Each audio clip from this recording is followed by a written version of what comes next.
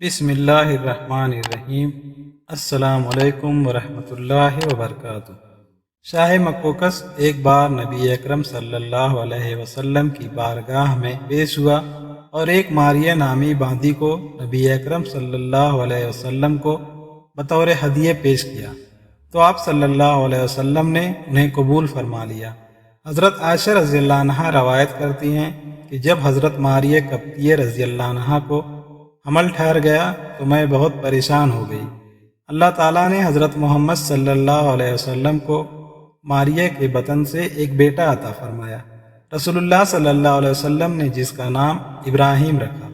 حضرت ماریہ رضی اللہ تعالیٰ عنہ کا دودھ نہیں آتا تھا تو نبی اکرم صلی اللہ علیہ وسلم نے حضرت ابراہیم کو دودھ پلانے کے لیے ایک بھیڑ خرید لی۔ حضرت ابراہیم بھیڑ کا دودھ پی کر ننھے منھے سرخ رنگ اور خوب صحت مند ہو گئے۔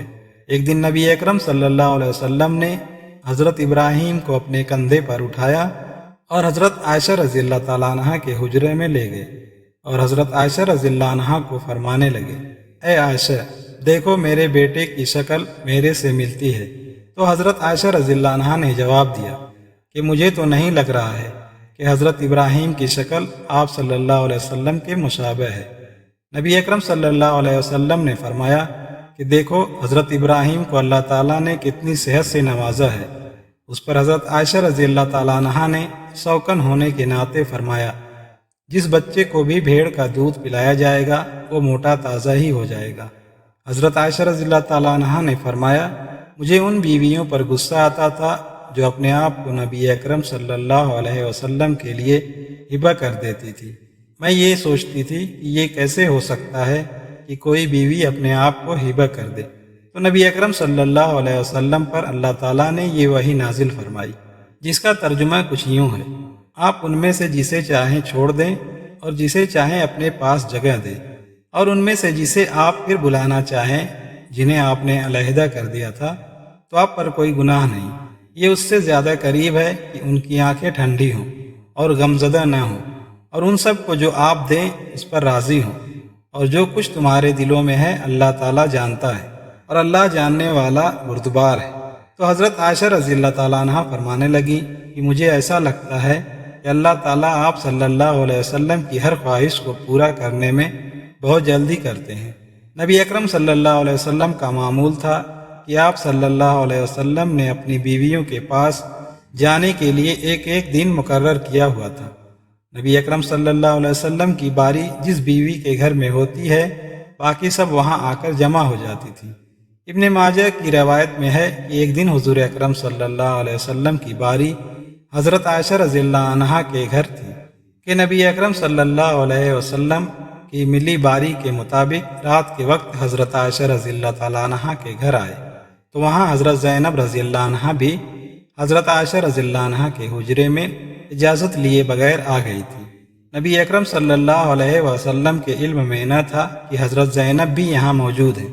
حضرت محمد صلی اللہ علیہ وسلم نے حضرت زینب رضی اللہ عنہا کو اندھیرے میں پکڑا تو حضرت عائشہ رضی اللہ تعالیٰ عنہا فرمانے لگی، اے محمد صلی اللہ علیہ وسلم، یہ میں نہیں، حضرت زینب رضی اللہ تعالیٰ عنہا ہیں۔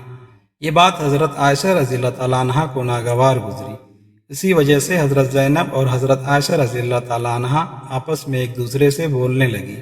بولتے بولتے دونوں کی آوازیں کافی بلند ہو گئی تھی۔ اتنے میں حضرت ابو بکر صدیق رضی اللہ عنہ نے آواز دی، اے میرے آقا، نماز کا وقت ہو گیا ہے۔ جب حضرت عائشہ رضی اللہ عنہا نے اپنے والد صاحب کی آواز سنی اور گھبرا کر بولی کہ میرے والد صاحب نماز ادا کرنے کے بعد مجھ سے خوب ناراض ہوں گے۔ ویسا ہی ہوا۔ نماز کی جماعت ہونے کے بعد حضرت ابو بکر رضی اللہ تعالیٰ عنہ حضرت عائشہ رضی اللہ عنہا کے حجرے میں تشریف لائے اور حضرت عائشہ رضی اللہ عنہا سے کافی ناراضگی کا اظہار کرتے ہوئے بولے، اے بیٹی، حضور اکرم صلی اللہ علیہ وسلم سے بھلا اس طرح سے بات کرتے ہیں؟ ایک دفعہ حضرت محمد صلی اللہ علیہ وسلم حضرت عائشہ رضی اللہ تعالیٰ عنہا کے پاس تشریف لائے۔ گھر میں سلام کیا تو حضرت عائشہ رضی اللہ عنہا نے سلام کا جواب دیتے ہوئے فرمایا، اے اللہ کے نبی، آج آپ نے سارا دن کہاں گزارا؟ حضرت محمد صلی اللہ علیہ وسلم نے جواب دیا، اے عائشہ، میں آج حضرت سلمہ رضی اللہ عنہا کے پاس تھا۔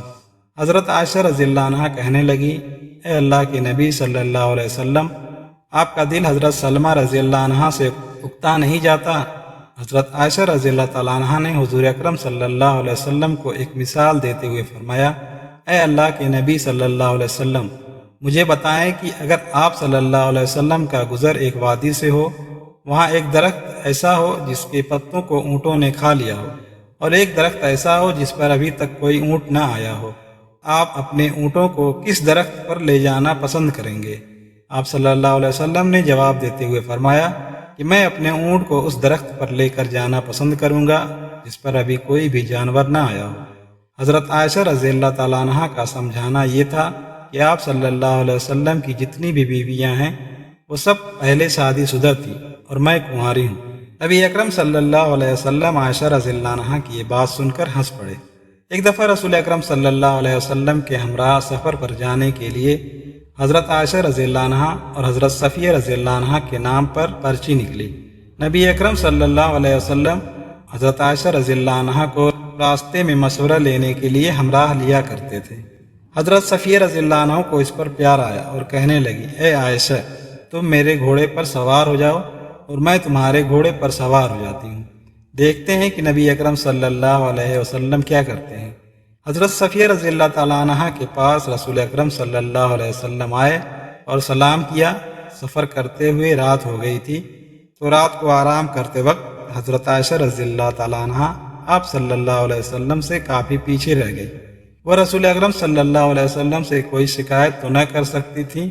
وہ گھوڑے سے اتری اور اپنے پیروں کو بچھو اور سانپ والی گھاس میں ڈال دیا اور اللہ تعالیٰ سے دعا کرنے لگی، اے خدا، مجھ پر کوئی سانپ یا بچھو ہی ڈسنے کو بھیج دے۔